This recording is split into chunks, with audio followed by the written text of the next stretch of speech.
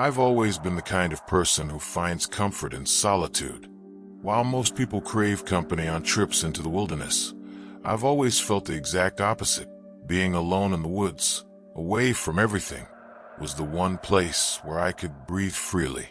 That's exactly why, in the summer of 2019, I packed my truck with camping gear and headed straight into the heart of West Virginia, to Monongahela National Forest. It wasn't a last-minute trip or some dare. I had planned it for months, wanting nothing more than to spend several days with no phone, no emails, and no interruptions. Just me, the trees, and the kind of silence you can only find where the roads end. I'd grown up hearing plenty of stories about West Virginia's backwoods.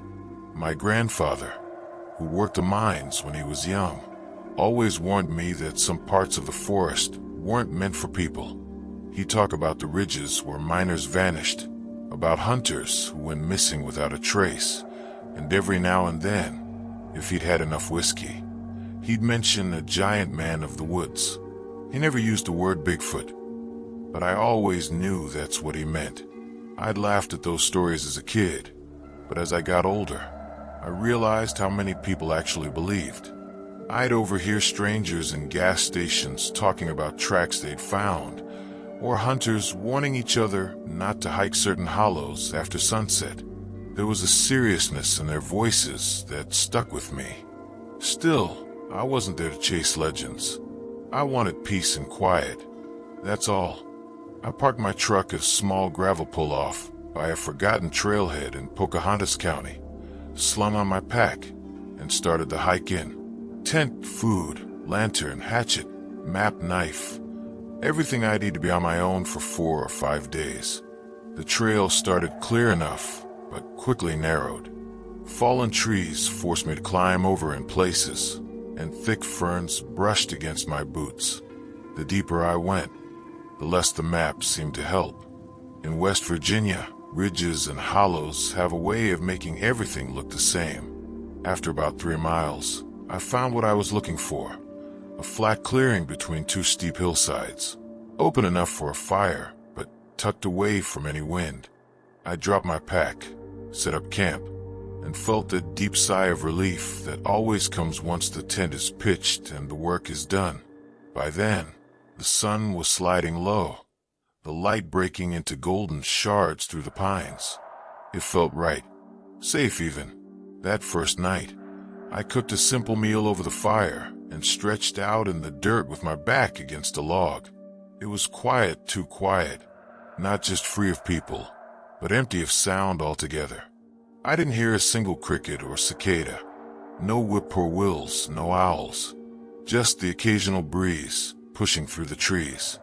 I told myself it was because of the elevation, or maybe a shift in the weather, but the silence sat strangely heavy on me.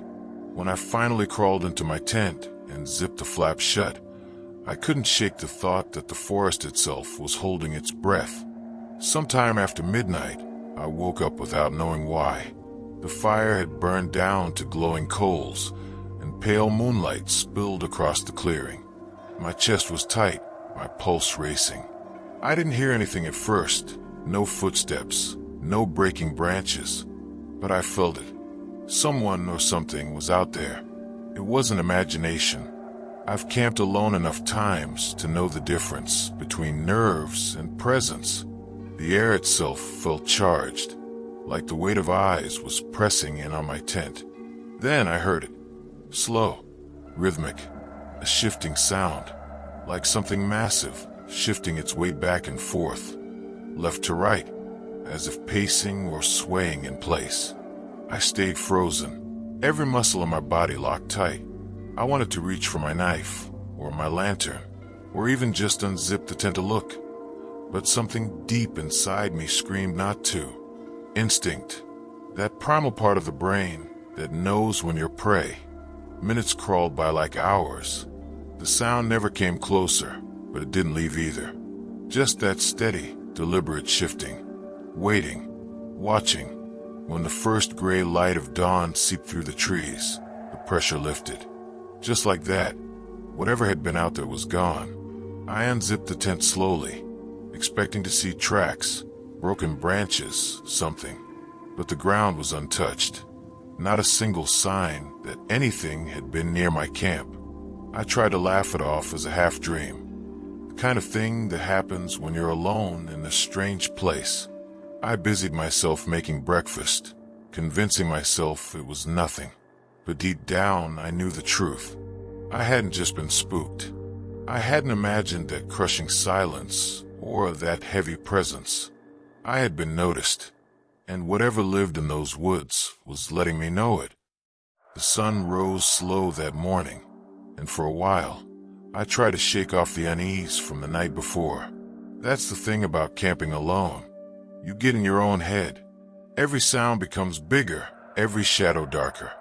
I told myself that's all it was. Just nerves. After a quick breakfast of oatmeal and coffee, I packed a small day bag and set off to explore deeper into the woods. The air smelled clean and sharp, like pine needles crushed underfoot, and the trail wound into a valley where a small creek cut between mossy rocks. I knelt to fill my water filter and noticed how still the air was. No birds, no buzzing insects, not even the distant chatter of squirrels. It was the kind of quiet that makes you aware of your own heartbeat. I hiked for a few hours, taking note of landmarks to make sure I could find my way back. Jagged rocks shaped like a broken tooth, a hollowed-out oak with a blackened scar. But after a while, I started to feel that strange sensation again, like the woods were watching me. It wasn't paranoia, it was instinct. Every time I stopped to rest, the forest seemed to stop with me, and once or twice, I could have sworn I heard something else stop as well. A faint thud, like weights settling into the ground. By mid-afternoon, I decided to head back. The clearing where I'd pitched my tent looked exactly as I'd left it. Though my gut told me I wasn't alone, I set about gathering wood for the fire, and that's when I noticed something odd. A tree, maybe 20 yards from camp, had long, deep scratches carved into the bark. Not thin like a knife or sharp stick would make, but wide gouges, 4 in a row, each about an inch apart. They were high up too, far higher than I could reach, even standing on my toes. I told myself it must have been a bear. That seemed reasonable enough, though I'd never seen claw marks so deliberate. That evening, I made a bigger fire. The silence felt heavier now, and the thought of sitting in the dark with nothing but a thin nylon wall around me made my skin crawl. I stayed up late, watching the flames and listening to the forest breathe, or rather, not breathe. Around midnight, the first sound broke through. A crack, loud, sharp, and close, like a branch snapping under weight. I froze. My ears strained for more, and soon enough, it came. A second snap. Then a slow crunch of leaves. Something was moving just beyond the tree line. I grabbed my flashlight and swept it toward the sound, the beam cutting through the darkness.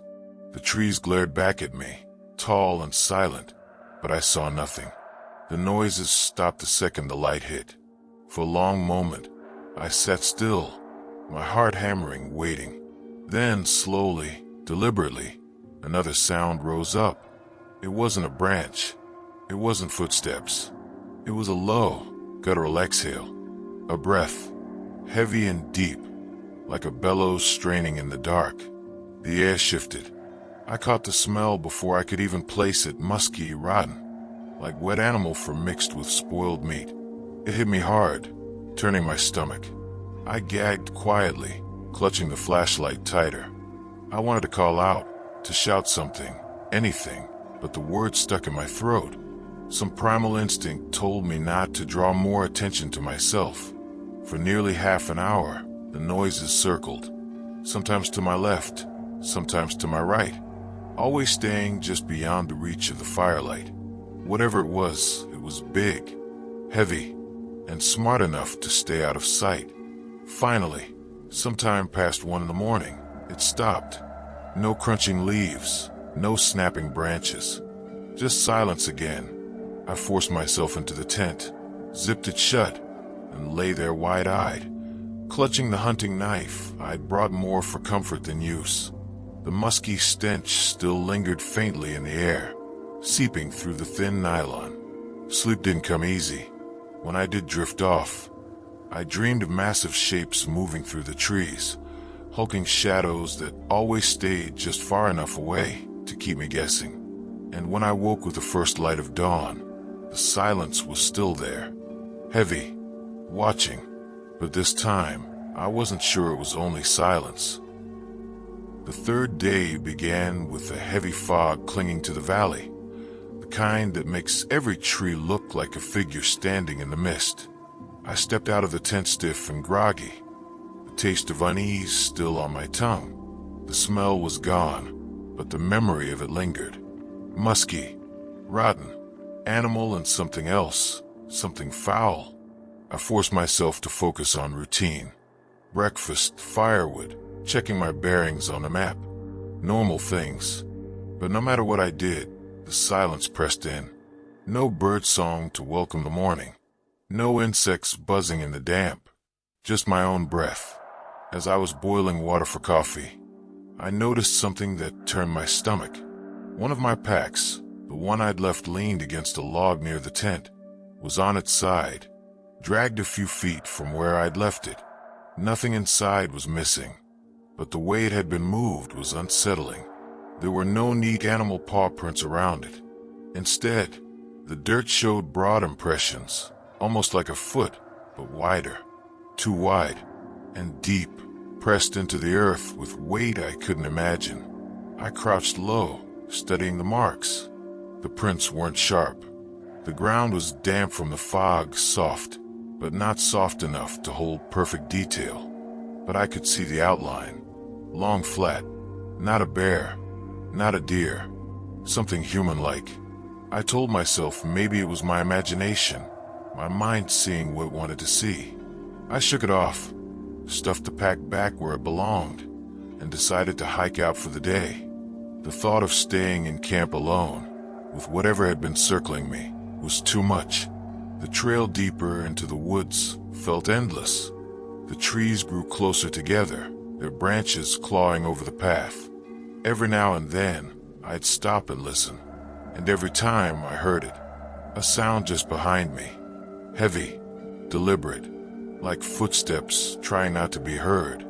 I spun more than once, flashlight in hand, even though it was broad daylight, but nothing ever moved. The forest just stared back at me with those endless pines and birches. Around mid-afternoon, I found something that froze me in my tracks. A structure. It wasn't natural. I know that much. A tangle of broken branches, some of them thick as my arm, leaned together in a crude shape like a teepee. It stood about 8 feet tall, the ends jammed deep into the ground as if forced there with strength I couldn't match. I stepped closer, examining it. The branches weren't cut. They were snapped, twisted, as if something with enormous strength had bent them into place. I can't explain the feeling that came over me, but it was like standing in a church where you didn't belong. The air was still charged. I backed away without touching a thing. By the time I made it back to camp, the light was already bleeding away behind the ridges. I gathered wood quickly, built a fire higher than before, and sat close to it as if the flames could protect me. But the night had other plans. It started with the smell. That same musky, rotten stench drifting in on the wind. Stronger this time, thick enough to make my eyes water. Then came the sounds. Not distant anymore. Closer, heavy steps pressing into the ground, circling wide arcs just beyond the glow of the fire. Sometimes snapping branches, sometimes dragging across leaves. Always steady, deliberate, never rushing. I gripped my knife tight, though I knew it was useless against whatever was out there. My flashlight beam darted between trees, catching only trunks and shadows, never movement. Then came the whistle, high-pitched, sharp, cutting through the night. It wasn't a bird. I know what owls sound like. This was different. almost like someone trying to mimic a bird but failing. Too long, too shrill. The forest answered with silence. Then, after a few moments, another whistle. Farther away, there were two of them. The realization sank into my bones like ice water. It wasn't just one thing out there. Whatever had been circling me had a partner. I stayed awake all night, every muscle tense, ears straining, eyes fixed on the fire. The whistles echoed now and then, back and forth, moving around me like some kind of language I couldn't understand. When dawn finally broke, my fire was nothing but ash, my nerves shot, and that's when I saw it. Not the creature itself. Not yet. But on the edge of camp, in the soft earth near the clearing, a print. Clear this time. A massive, human-like footprint pressed deep into the mud, longer than my boot by half. Wide, heavy, with distinct toe impressions. Not a dream, not imagination. Something huge was walking these woods, and it knew exactly where I was. I knew by the fourth night that this wasn't a random thing. It wasn't a curious deer or a bold raccoon. Whatever lived out there was learning the edges of my life, the shape of my camp, the rhythm of my days, the exact point where my tent flap met the ground, the scratches on trees, the whistles, the prints, the weird branch structure. Those weren't accidents. They were marks left by something that wanted me to notice, and then wanted to make sure I noticed again. I don't like admitting that I started to plan my days around them. I found myself waking before dawn, not to enjoy the morning, but to check the perimeter. The spots where the mud was soft, the areas where wind had blown leaves in odd piles. I walked the circumference, circling the clearing like a man doing the slow work of counting his losses. Each time, I told myself I was just being careful. It's easier to be brave when you give it a name like care. That afternoon, I did what I probably should have done sooner. I cleared a larger ring of visibility. I hacked at low branches until I could turn in circles and see 8 or 10 yards in every direction. It didn't feel like enough. It never felt like enough. Around dusk, I found fresh markings on those same trees that had been scarred before. Higher up now, stretch marks in the bark that ended in blunt gouges where thick hair had been rubbed away. One tree even had a smear of something dark like old sap. Only this had fur fibers pressed into it. I don't know why I touched it. Maybe because I wanted proof. Maybe because I'm foolish. The hair was coarse and black, wiry like the bristles on a boar. It stuck to my glove, and when I smelled it up close, the same sickly rot hit me. Only sharper, like something that had been dead too long and then rolled in fresh earth. That night the wind shifted. A low fog crept through the valley and pulled itself up the hollows like a slow tide. The fog made the trees look like columns of ghostly shapes. The silence folded over everything, quieter than before, as if the world itself had been told to hush. The sounds came earlier than usual. At first it was the rhythm of weight, no longer distant, but measured and close enough that I could hear the crunch of leaves. One step, pause, one step, pause. The pace was odd. Not a person walking fast, nor an animal running, but a measured, almost deliberate cadence that made my teeth ache to listen. It sounded like someone checking corners, moving slowly to keep from startling prey, or perhaps testing. I lit the lantern, set it higher than I had those first nights, and propped my flashlight on the log, facing the main approach. I did everything a person is supposed to do when they want to feel safer, and then I did the things that scared me the most, because sometimes action makes the fear less sharp. I left the tent flap cracked open, just a slit, more to listen than to see.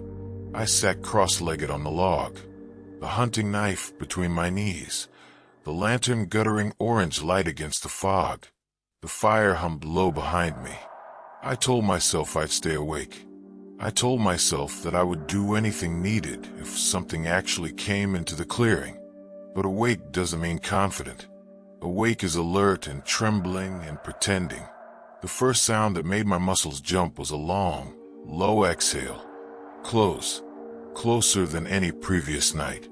The breath vibrated through the trees, pushing, slow noise that felt like the exhalation of something enormous. The lantern reflected off nothing. The beam of the flashlight searched tree trunks and left the black between them untouched. Then, just beyond the reach of the light, something moved with a motion that wasn't walking, a heavy body shifting, planting itself, then rising again, like a bear on hind legs pivoting to get a better view. The sound of it, of balance being found and then lost and found again, was a wet, thick noise, and when I heard it I wanted to puke. I stood up slowly and forced my arm forward with the flashlight. The beam cut a pale ribbon through the fog and caught, for a portion of a breath, a shape. Not a face, not a clear outline, but a shoulder, massive and rounded, covered in dark hair that drank the light. A flank that bulged and moved, showing muscle. The silhouette was huge, much taller than a man, broader than any bear I'd ever seen. Then the whisper of movement was gone, like a curtain dropping. The more the nights went on, the bolder it seemed to get. First the circling at the tree line, then the approach, and now this brief exposure as if to test my reaction. It was beginning to understand the patterns of my fear and pick at them like a curious child pulling at a loose thread. And just as a child will pull until the whole sweater comes apart, whatever this thing was kept pulling. I didn't sleep much that night. Every snap of twig was an adrenaline spike. Every skitter of a small animal sent a wash of relief through me because it wasn't the heavy footfalls I'd come to fear. When dawn finally arrived, it felt like an arrival. I slumped against the log and tried to laugh. A small, brittle thing, because laughter still felt like the thing you did to prove you weren't frightened to anyone who might be watching. Mid-morning, I walked the perimeter again. The fog had burned off, revealing tracks along the outer ring I'd made. They were too deep to be mine or a deer's, deep enough that I worried the ground would collapse. The spacing was odd, the heel area wide and flat, and the toes long and splayed. There were drag marks between prints, like something heavy had brushed along the earth. And there were fragments of vegetation snagged in the hair on the prints, leaflets and bits of moss. Something else was new. It had left arrangements. There were small piles of stones spaced around the clearing, each one balanced carefully on top of another. They weren't natural cairns. Someone, or something, had placed them. At first I thought maybe another hiker had built them as markers, but they were placed close enough to my camp that no ordinary hiker looking to mark a path would bother. Instead, they felt deliberate and personal, like items collected and arranged by a mind that wanted me to notice. My hand shook as I moved them aside and then, after a moment, arranged them back the way they were found. I felt ridiculous and afraid. The act of making sure they were in the exact same position soothed some part of me that needed the world to stay predictable. That afternoon, I decided to climb the lower ridge to get a vantage point. I wanted a line of sight across the holler. I wanted, selfishly, to see if anything else was out there. The climb was steep and my legs burned, but at the top I saw what I didn't want to see. Another structure, larger than the first, maybe 12 or 15 feet tall, made of trunks and whole saplings interlocked in a way that implied great strength. Around it more prints, and then, if my eyes did not deceive me, hanging from a branch were strips of cloth, pieces of my own clothing. I swallowed and my mouth went dry. My fleece, the small bandana I kept in my pocket, even the plastic wrapper from a granola bar I'd eaten the day before, pieces of them hung like trophies. Whoever or whatever had done this had come into my life and reached into my things, had handled them, had taken what it wanted and displayed it. I could feel my face go pale. I thought of leaving then, pack the tent, run to the truck, and drive until the gravel became a highway. But part of me was rooted in place. Part of me hated to give the woods that victory, to let whatever creature marked this land dictate when I would flee. Another part wanted, sickeningly, to know, to look into the thing's eyes and see the truth of whatever intelligence looked back. It was a terrible, arrogant decision. I know that now. I marked a spot on my map, memorized the ridge line, and descended with my heart punching at my ribs the whole way down. I didn't tell myself anything. No rationalizing, no plans. I simply moved, careful not to look behind me, as if the forest had a memory and didn't like being observed in turn. That night the behavior changed. Instead of the circling and distant whistles, there was a focused attention, a single approach vector.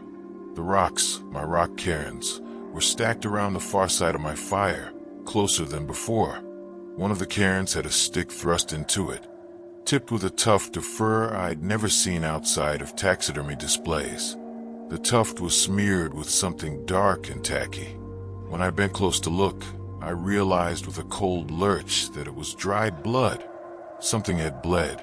The thought made bile rise in my throat. I stumbled backward and the lantern clattered, its light wobbling. For a long moment, nothing moved. Then came a sound I had never heard before, a long, low rumble that started from deep in the woods and rolled into the clearing. It wasn't a scream or a call. It was a sound like a tree being pushed over slowly, or perhaps the throat of the earth itself shifting. The hair stood up on my arms. My teeth ached. The rumble was answered by a new vocalization nearby, something between a hum and a chuff, a repeated exhalation that felt like a language of breath more than anything else. The chuffs paced the rhythm of the breathing I'd felt earlier, and then one of them landed so close to the tent that the canvas trembled with the force.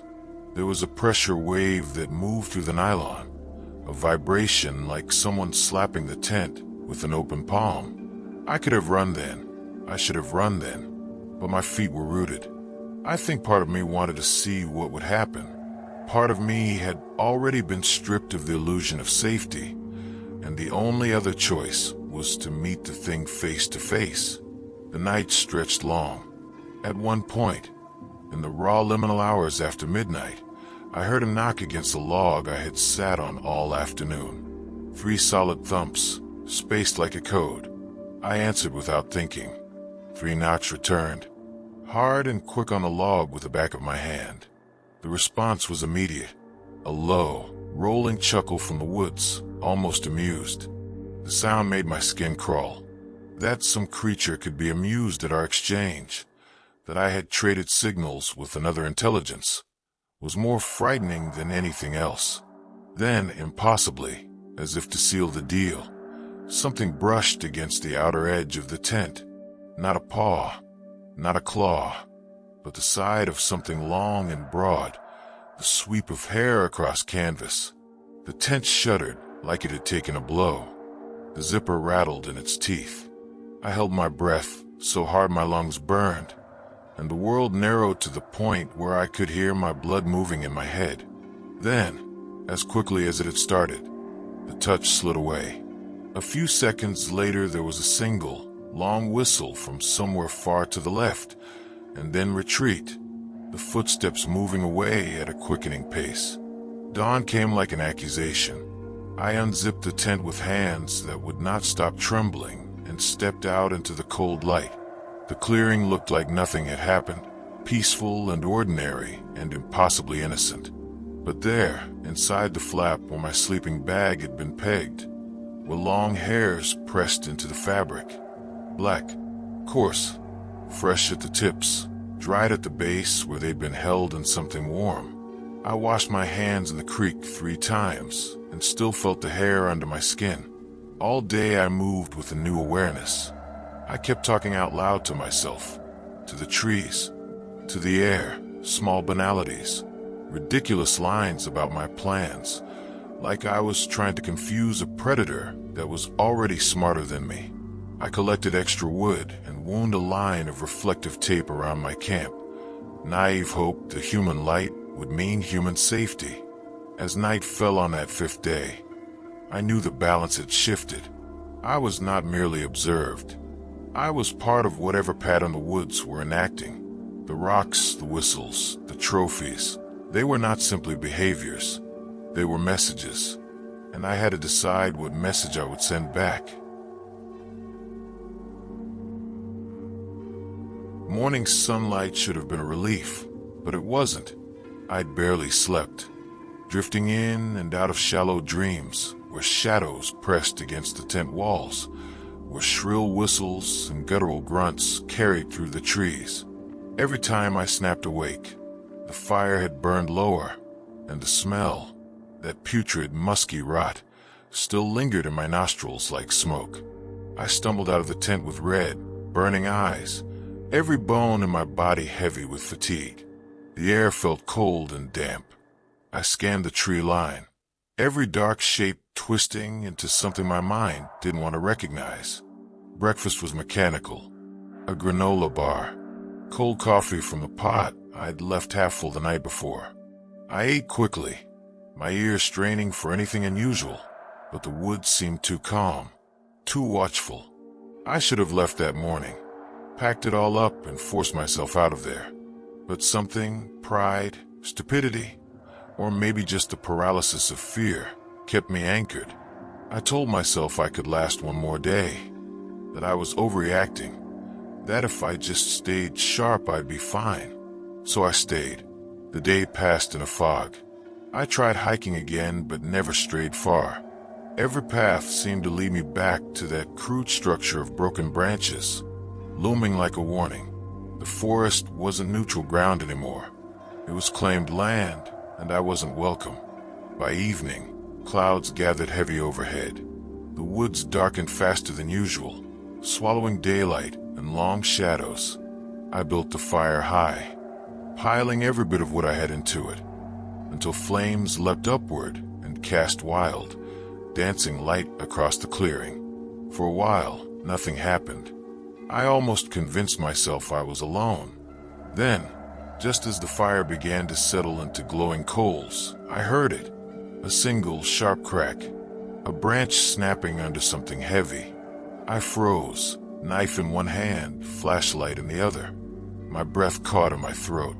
The sound came from behind me. Slowly, I turned the beam of the flashlight toward the tree line. The light cut through trunks and brush, but nothing moved. Still, I knew something was there.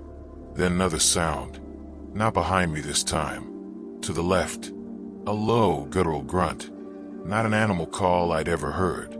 It was deep, chesty, wet, like air forced through lungs far larger than any man's.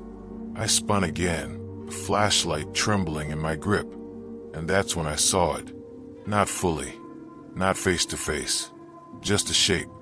At the far edge of the light, standing half shrouded by trees, was a figure, towering, broad, covered in what looked like matted, dark hair that caught the light in streaks. Its outline was wrong, too big for a man, too upright for a bear. The moment my light hit it, it froze. It didn't flinch, didn't back away. It just stood there motionless, as if measuring me. I couldn't see its face. Only the glint of eyeshine, two faint reflections that locked directly onto me, unblinking. My body screamed to move, to run, but my legs wouldn't obey. I just stood there, heart hammering so violently I thought it might burst, my flashlight shaking in my grip. The figure shifted once, slow tilt of its head, like it was curious.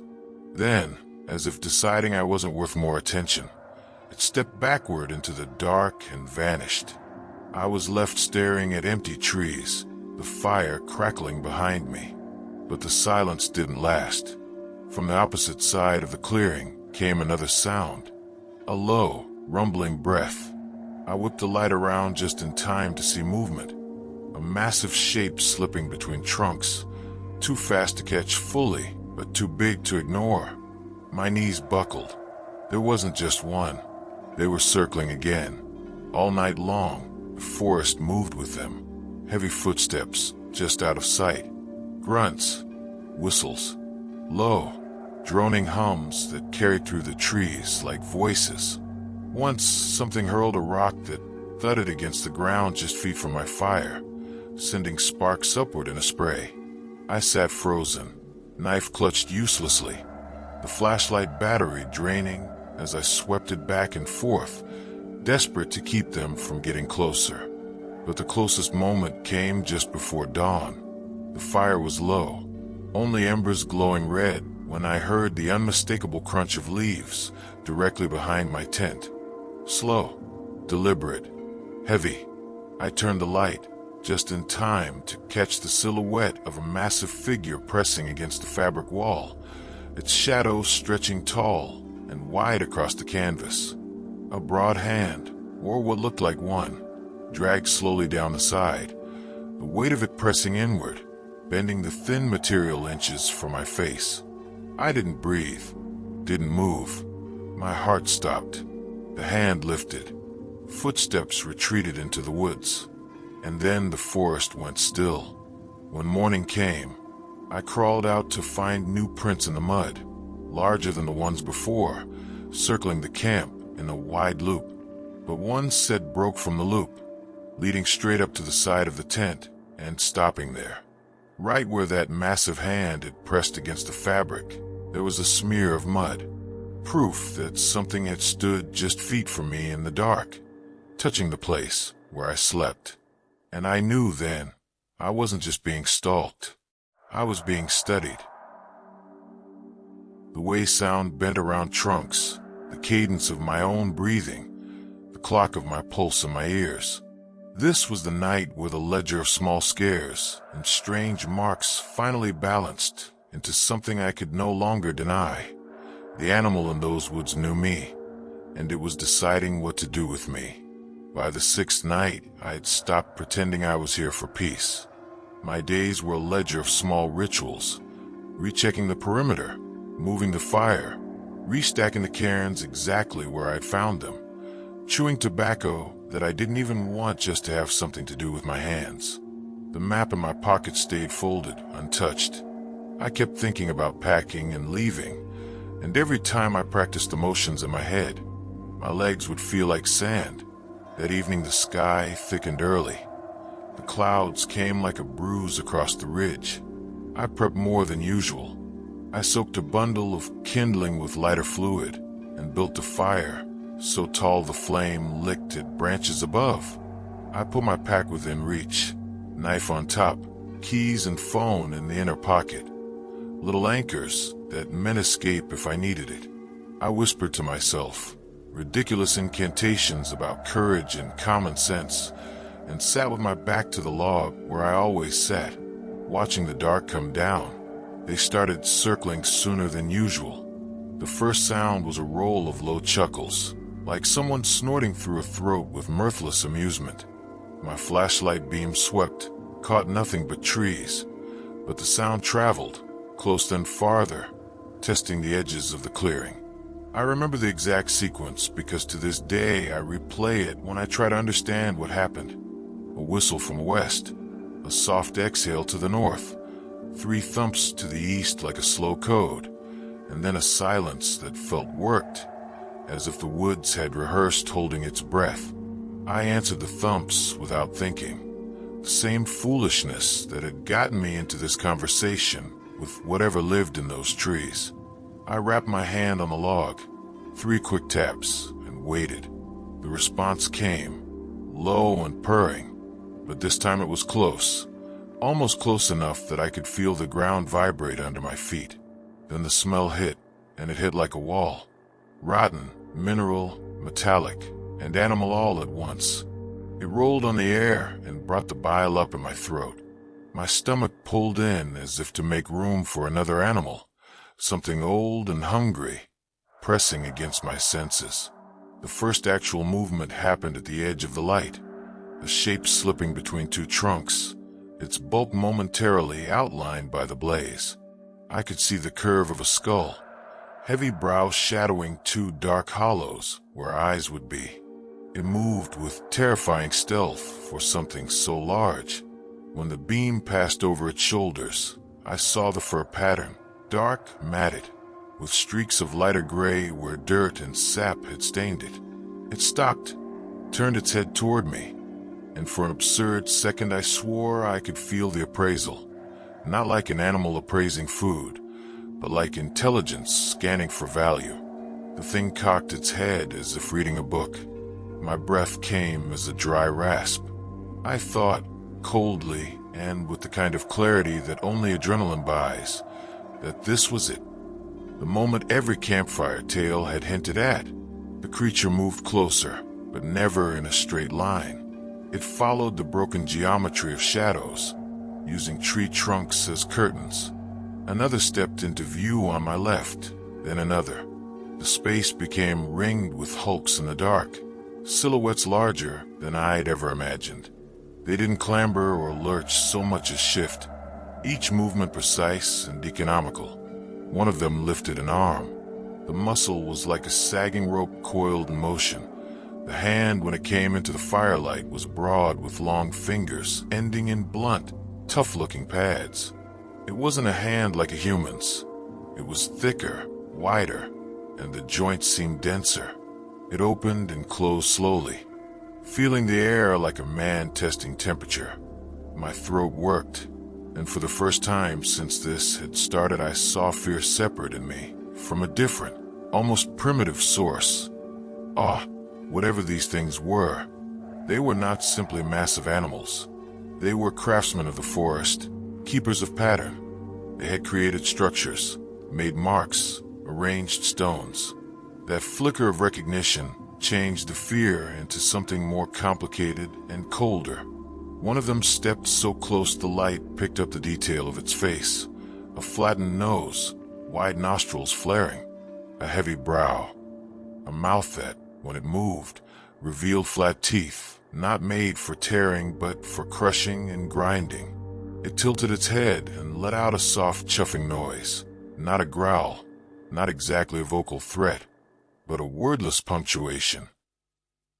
For a moment I thought it might speak, not in English, not in words I would understand, but a pattern of sound that would mean something in its world. Maybe it was asking, maybe it was warning, maybe it was marking me. All of those possibilities clustered in my chest at once. Then the closest figure did something small and terrifying. It reached out and touched the outer canvas of my tent. Not a swipe, a gentle, investigative press.